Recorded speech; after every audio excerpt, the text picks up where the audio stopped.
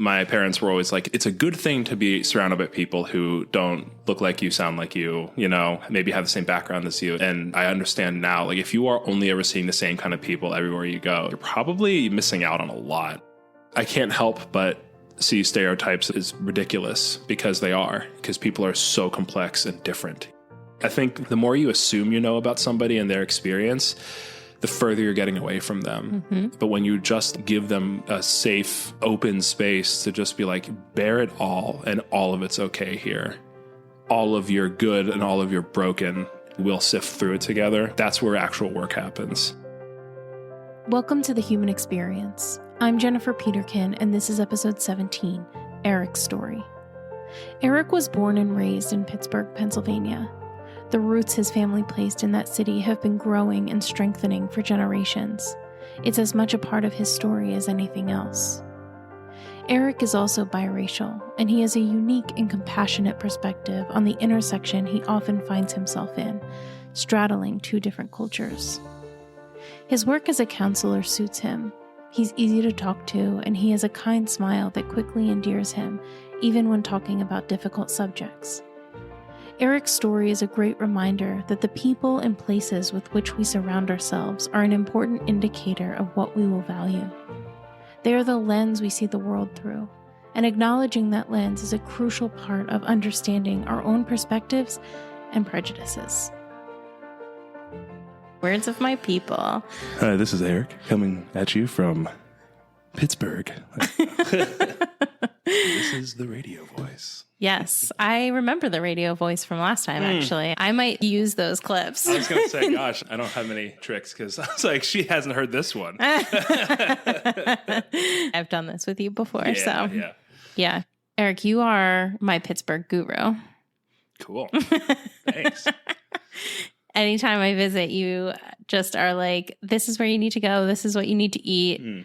And it's delightful to have somebody show you around. And you know what's funny is that you go to some people's hometown, and honestly, if you were to come visit me and you'd be like, where should we go? I have a couple of places to recommend to you, but you have this love of Pittsburgh and also just love this knowledge. A knowledge of the area that I don't have, even though I grew up in the area that I live in now. Like, I don't have the knowledge that you do about the different neighborhoods and all of that stuff. So I just think it's fascinating when I come visit and you're like, and we should go to this neighborhood, and this is really cool about this neighborhood. And so I really enjoy coming to visit because I get all of these different experiences.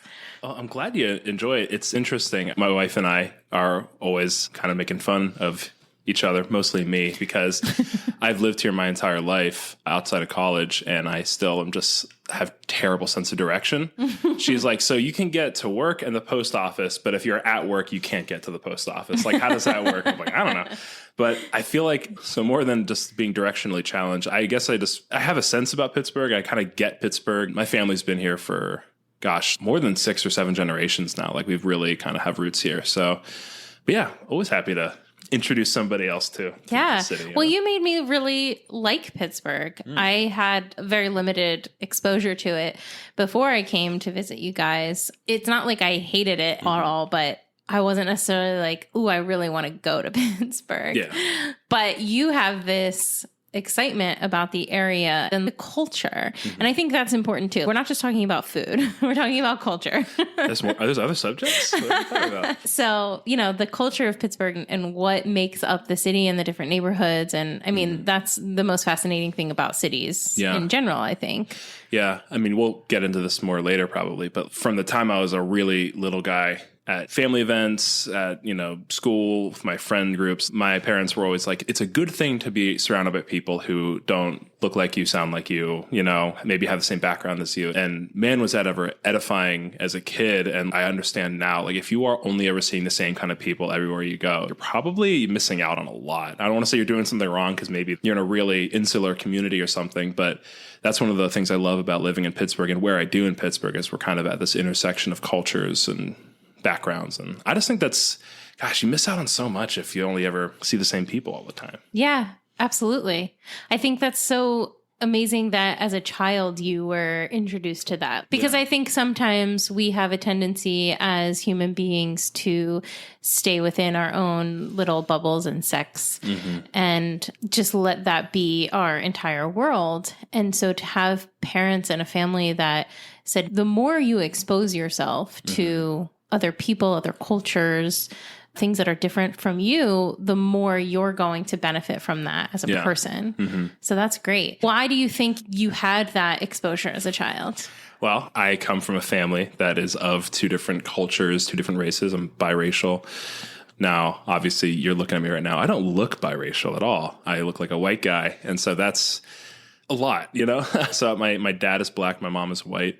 And my dad, his family moved into Pittsburgh proper, like the actual city in the 60s, really at the height of the kind of civil rights movement. And they actually moved into a predominantly white neighborhood.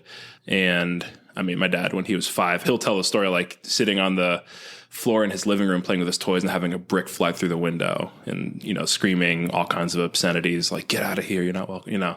So yeah, I almost like there's no way I couldn't have that as a value because that was such a formative part of my dad's life. It's weird though, because I feel like here I am on a podcast talking to you about it. I don't look like I have authority on it, right? I don't look like somebody who should be able to talk about it. But, you know, my dad is my dad. I didn't have any other dad, you know what I mean? Right. So it's like a tension, if that makes sense. Absolutely. Yeah. I think it's really important to acknowledge too that being white passing as a biracial person, you have different experiences than somebody who quote unquote looks biracial. Yeah, absolutely. I mean, the things I've heard where people are thinking, okay, it's safe for me to say this. And I'm like, it shouldn't be safe for you to say that anywhere because you're being racist. You know what I mean? Like, no, get the heck out of here. But right. Because you look white, they think it's okay to say something to something you. Awful. Yeah. So in high school, that happened a lot and less in college. And then I'm in this awkward position where it's like, well, okay, my gut tells me to confront this person. But if they don't believe me or they haven't seen my family or my dad or something, they're going to think I'm joking. In college, I was a TA for a class called Race and Ethnicity in American History. I was talking about my experience a little bit like I am now. And she was a freshman or a sophomore, pulled me aside. She's like, I just think that's like really racist. I was like, what? Like, then I'm talking about who my dad is or my family. And she's like, well, you're obviously not black, so you're lying. And I was like, no, I actually didn't wake up today and come here to be like, let me just lie to all these people and put myself out there like that. And she's like, I just don't see it though. And I'm like, yeah, that's the point. Like, it's still there. You may not see it, you know? I have a sister. We always kind of joke, like, she looks like she's something, maybe not just white, but I definitely, you know, I look German. So, yeah, you do. Yeah. Can confirm. Exactly. And when I was a kid, I had bleached blonde hair and my dad would be carrying me and people would be like, you know, like wondering about that. So it's a tension. I mean, I'm incredibly proud of who I am and my family's history, but I'll just be totally upfront with you. Sometimes when I was younger and I'd tell people, they'd be like, oh, okay, so when you're like singing along with a rap song, you can actually like say the whole song. No. And I'm like, you know, there's more to black culture than that. But that's like the association of like, oh, if you're black, you get to, and I'm like, man, this is why you need to be around people who aren't like you, man. Right? Come on. You grew up kind of straddling two different cultures. And so you had exposure to both, I'm assuming. Sure, yeah. And so then you, looking the way that you do, people assume that, okay, obviously you're white, you don't know anything about this. But from your perspective of having experienced both, I imagine your childhood was very rich. Can you kind of expand on what that looked like growing up in two different cultures like that? Sure. And it's actually, I like that you use the word rich because I actually was incredibly privileged. Both my parents had really good jobs. I was able to go to a private school, just incredibly privileged life. And what's interesting, so I talked about like the awkwardness of talking to a predominantly white community about who I am. But sometimes when I've been talking about my racial history with black people, like my black friends, or this is actually a coworker of mine from years ago, I was talking about this. And she was like, but so you grew up with money? And I was like, yeah, we weren't rich, but we definitely weren't struggling. And she was like, so is your dad really black? And I was like, wait, what? What does that mean? And so it's like for her, her blackness had to do a lot with struggling. That is part of the culture that she's used to. That is what she expects. And so then I'm like, now my dad's blackness is called into question. And it's like, again, he looks black and had bricks thrown through his living room window when he was a kid because he wasn't welcome. You talked about straddling these two cultures. It's like, do I not belong in either? What I've always tried to tell people is I'm not one or the other. I'm both. I can't be anything but both. It is literally my blood. It is like who I am, you know? I'm trying to explain that there are people like me. And again, I'm not like, oh, woe is me. It's been so difficult. But it has been, like I said, tense. It's been strange. It's been like hard to explain to people sometimes. But I can't be anything but what I am, right? Yeah. Yeah, I think it's interesting because living in tension isn't necessarily a bad thing. Mm-hmm. I think it makes you more self-aware generally because you kind of have to be. But it can be very exhausting as a person to have to walk those lines, kind of walk that tightrope. Mm-hmm. Do you feel like that tension exists within your family, or is your family more insular and it kind of exists when you step outside of that bubble? Definitely not within my family. My family, like, everybody comes to Christmas and it is just, there's no like party lines or anything or cliques. Everybody just gets all together, like my mom's side and my dad's side. I love that. And I wonder if seeing that, growing up with that, when I do see people of one race or culture not understanding or struggling to have empathy for the struggles of another, I'm like, how? They're people. Don't you have problems? Do you think, I mean, this is kind of a stupid question because I think I know the answer, but I'm going to ask it anyway. Go for it. What is your experience with people largely operating off of stereotypes?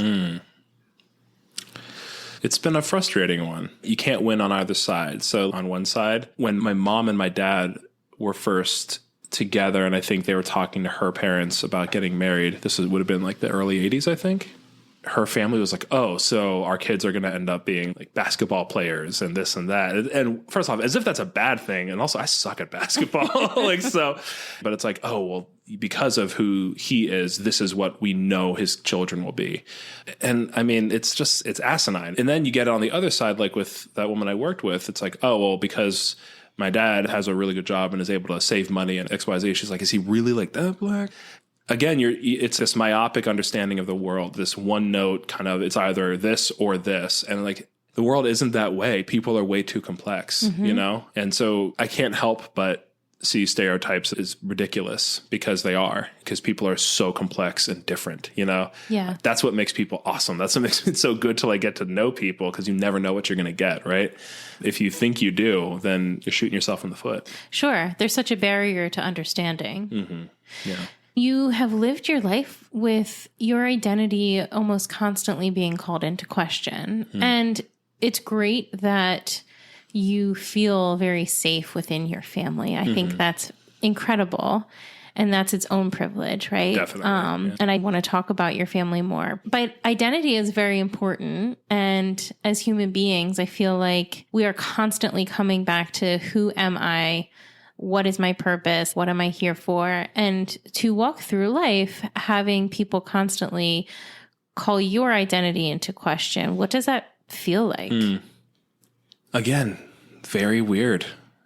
You know what it is? It gives me a perspective that, I mean, here I am being like, why can't they see it this way or that way? But also, they haven't lived my life, right? They haven't had this daily exposure to being biracial, looking like one race, but having family who are both sides. But like I think of at work, sometimes with our clients, we'll get a note that it's like, oh, they'd prefer to work with like an African-American counselor or something. So I'm actually off that list because that would be weird for them. You know, that would be too much focusing the effort on me and like, I need to be understood when really they need to be understood. And so it's like, I have to almost like abdicate it in that way. Did that make you question your identity and who you were? I don't think so, because I was never expected by my loved ones to choose, right? You are more this way or that way. I was always allowed to just be me and just let that kind of grow. And it speaks to the foolishness of stereotype that it's like, hey, guess what? You actually don't have to just assume someone is a certain way based off how they look, you know? When people look at me, they assume a certain thing about me. They assume a certain thing about like my background and what I've done. And it's an opportunity, I think, to be like, actually, here's all these other things, right? But you can do that for people who look anyway, right? Any which way, any which background, right? I hope that made sense. Yeah. I would love to hear more about your family and your family history, because you said you had been here for generations. And so you definitely have such a strong tie to Pittsburgh. And also what it's like to be invested in this culture that is very much a part of who you are, but people wouldn't necessarily expect when they look at you, right? So you've walked beside some of your family members as they have experienced just very outright racism. Sure. So what is it like to have your lived experience of seeing your family members go through that, and also having such an investment in the richness of that culture? Sure. In terms of my family history, yeah, we've been in Pittsburgh forever. My family history goes back to Sally Hemings, who was a slave of Thomas Jefferson, who he famously, the way the history books may tell it is like, oh, they fell in love and had all these children, but he was a slave owner. So I don't know what to call it, but it's certainly not love, right? You know, there's certainly some disgusting and horrible power dynamics there. And unfortunately, I'm not really sure. I mean, that's why I exist, is because he had children with her. So from the beginning, there was this biraciality, if that makes sense, you know, and so that's been passed down. So it also just speaks to, like, there was a study done years ago, I wish I could pull it up right now, about how, what is it, by 2050, people are going to be increasingly mixed race until race is going to be a ridiculous thing to delineate people about, right? And I just am like, man, it'd be great if we could catch up on that and just like speed that up, because again, here I go kind of running into this, like, it feels strange for me to comment on it, right? Because like it hasn't been my specific experience. So, you know, I can talk about stuff my dad went through, but I own that because it's my family and my lineage, but I don't own that because it's not my experience, because I've been privileged to not have to deal with racism directed at me. Whenever people have been racist at me, it's because I have revealed to them who I am, and then they start saying ridiculous stuff. So I'm simultaneously just very confident and okay with who I am. But again and again, I struggle to find words to really define or explain my experience, because I feel like I don't know many other people like me, you know? Or I have met people who are biracial and they just look like half and half of their parents. I just don't look that way, you know?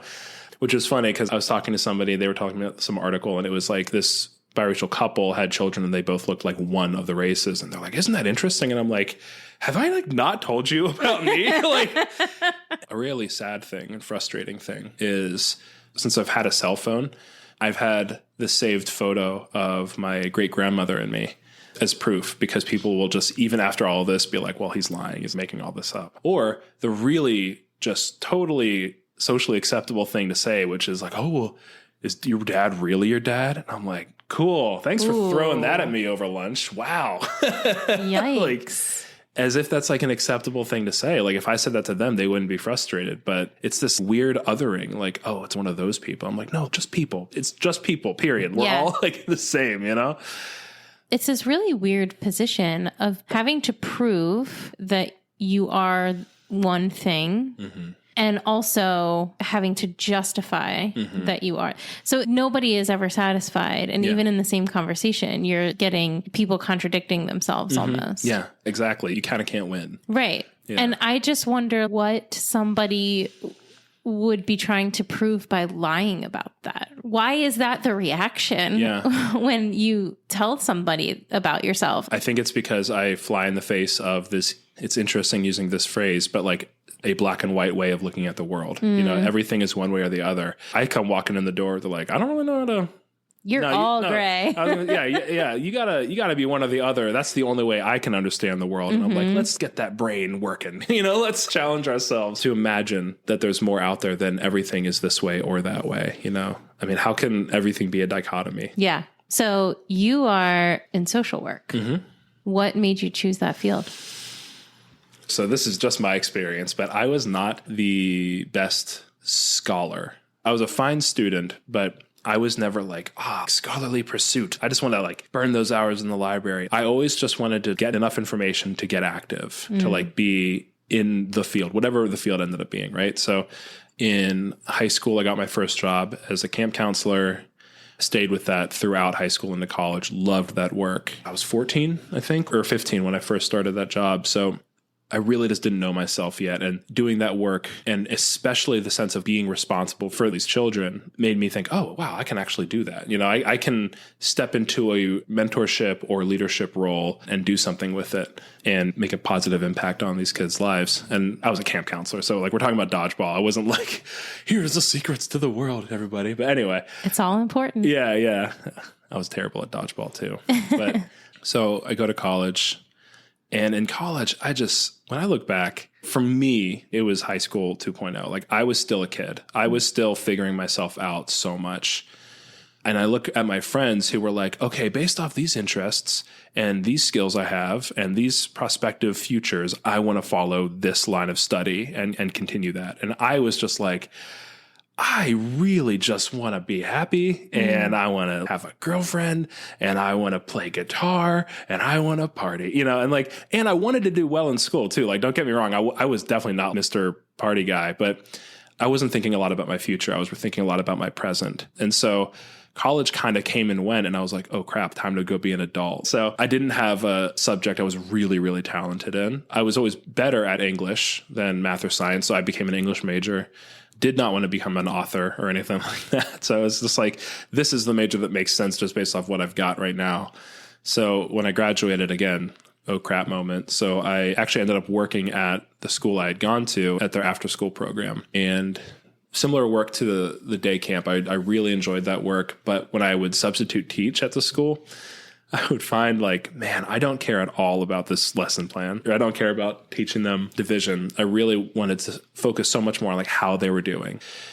When you spend a lot of time around kids, you realize, oh my gosh, there's so much more depth than people give kids credit for. They are so much more capable of deep thought and emotional depth than people think. And so I found myself, maybe I want to work with kids or work with people in more of a counseling role. And the thing that really pushed me towards that was there was one kiddo who he was in second grade, so he was 7, and he unfortunately witnessed his mother pass away, which is, for anybody at any time would be extremely traumatic. But he was 7, and I think at the time, if I remember correctly, he was walking his brother to the bus stop. So he's also then responsible for his little brother. It was just extremely traumatic and he was struggling and he wasn't talking a lot. He was shutting down, which is very common. And I remember at the after school program, I didn't know him that well, but I knew he really loved football. So I would just be like, hey, you want to go just throw the ball around? And he's like, sure, And so we started out just by throwing the ball back and forth. And I just remember the rhythm of the ball back and forth. So back and forth. How are you doing in school right now? Back and forth. And just starting the conversation with this literal back and forth built into it. And it started out just talking about school's really tough right now.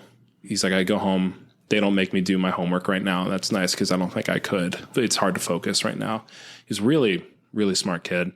And over time, that football just thrown back and forth, I think helped him to have a way to feel comfortable talking to somebody about what he called his big sad feeling about his mom passing away. And so what I learned in that couple weeks, month, was I cared so much more about that work than any of the other work I had done up until then. Especially, I also throughout my 20s worked at a couple random desk jobs here and there. And I was like, oh my gosh, that is not me. So on a lark, I shot an application out to grad school I first went for school counseling. Then when I learned more about what school counseling entailed, I went for just clinical mental health counseling. So yeah, I've been in that field for 3.5 years now and I work at a nonprofit and we really, really live up to that name of being a nonprofit. You could do an entire podcast of just those stories. I work with adults who have chronic severe mental illness. And so we see a lot of intense stuff. And we also see a lot of just beautiful, quirky, funny, amazing, sad. It kind of runs the whole human experience. Hey. I'll take that $5 now. So my next kind of professional direction, I think I want to stay there for a while yet. I'm not really looking to leave, but I wanted to start volunteering to work with kids again. Cause that was kind of what originally pushed me towards that work. So that's kind of what I'm setting my sights on next. Yeah. Do you find fulfillment in the work that you do? It sounds like it. Yeah. Definitely find fulfillment. I think if you ever work in a nonprofit, you wear a lot of hats, Yep. Yeah. So literally yesterday I started my day doing some outreach calls I helped somebody just, they're having a really hard time with their symptoms. And then I ended my day with like, we had took this cork board down off a wall and there was all this gross glue stuff stuck to it. So I had to like run out and get a steamer and a scraper. And I was just scraping the stuff off for hours. And I am one of the therapists there. Yeah, you know what right. I mean? Like, we do not have a maintenance guy who can come in and do that. And I'm the first to admit, I totally can be a complainer, not at work, but like to my friends or to my wife. I'm like, I don't want to have to do that. It stinks. I just want to be a therapist. And I actually, as much as I complain, I think it's gratifying and it's edifying. It's important work because, man, you better stay humble if you expect to be able to be a good counselor. I think the more you assume you know about somebody and their experience, the further you're getting away from them. Mm-hmm. But when you just give them a safe, open space to just be like, bear it all and all of it's okay here. All of your good and all of your broken, we'll sift through it together. That's where actual work happens. Yeah. So sometimes you got to scrape stuff off a wall too, you know? Yeah, that's life, right? Helps you stay humble. Absolutely. Oh gosh, nonprofit work is just its own beast. Mm-hmm. But hearing you talk about what you do is very interesting because it really calls back to the values that were instilled in you when you were growing up. And I think what's so interesting is this podcast is about how what you go through shapes who you are, and it shapes your values and it shapes your principles. And you have this kind of generational arc, how your family has come together to establish their value set and what's important to them. And they have done so very emotionally, but also physically by staying in this city for generations as well. So it sounds like it's such a perfect fit for you in terms of who you are and what you're good at. Well, thanks. Making me feel good about myself. You're welcome. Yeah. Oh gosh, this might sound cheesy, so cheese warning. But I feel like maybe we talk so much about like the tension, right? Of how do I explain myself? How do I be seen the way I want to be seen? How do I be understood the way I'd like to be understood? And it's like, ironically, this is where I fit in, you know? My family, I'm so blessed. My family's actually found a way to help me fit in just being exactly who I am. Exactly who I am is fine to them. And I just feel like that's such a privilege. And I feel very lucky that, as frustrating as people can be, home base is there. Yeah. Where like it's that space that I was just talking about that you want to provide for somebody in a session. You also ideally can provide it for them just in being in relation to them. Mm-hmm. Well, and I think that you being given that as a child, as a person growing up, you are now equipped to create that space for other people.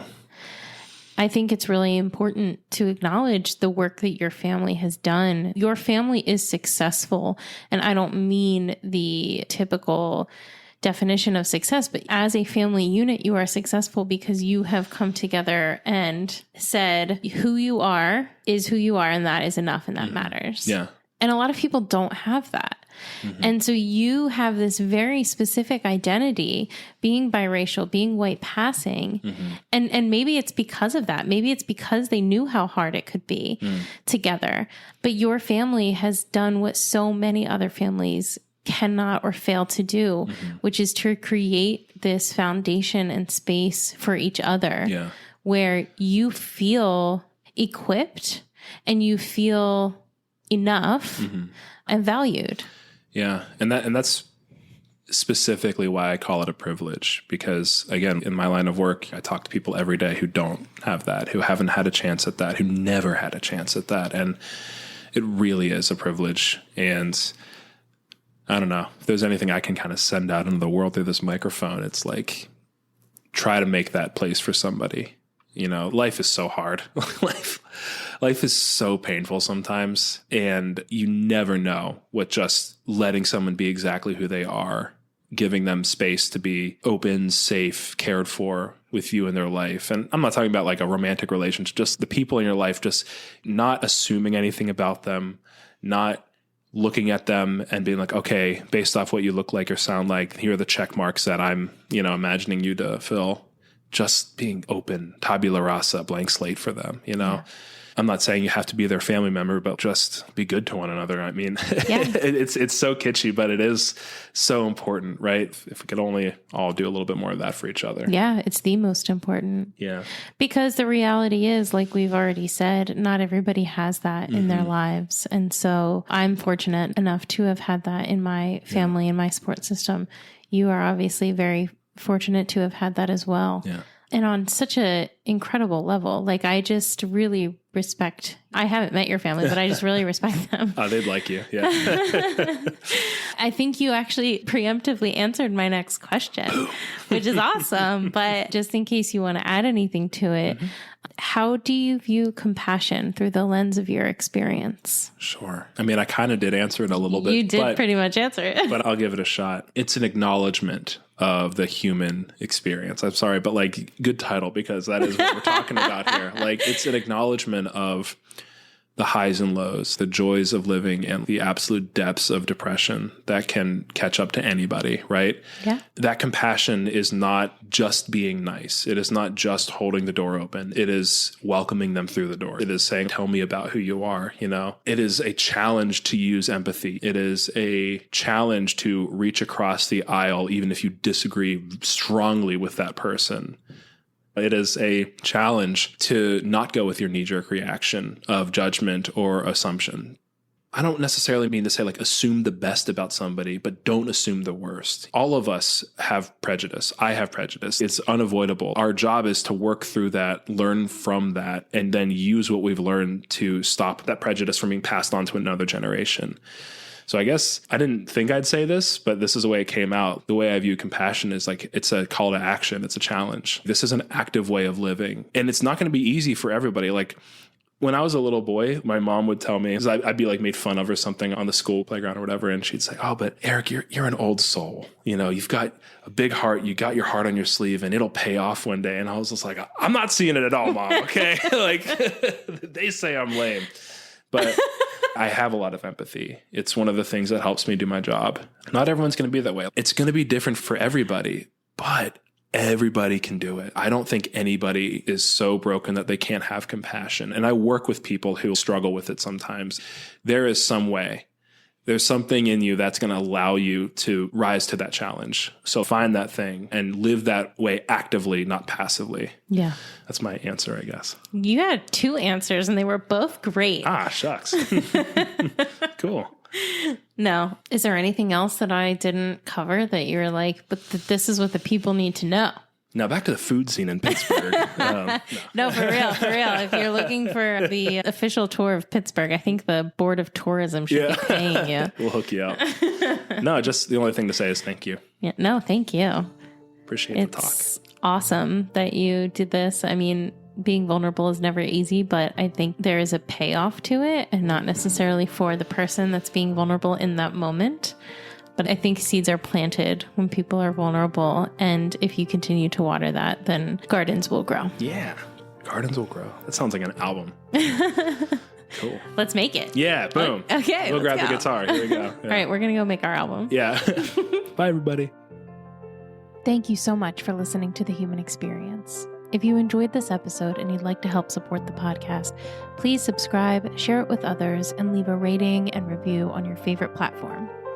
Everyone has a story, and I'd love to hear yours, so be sure to check out the show notes for more information about how to stay in touch. Do good and take care.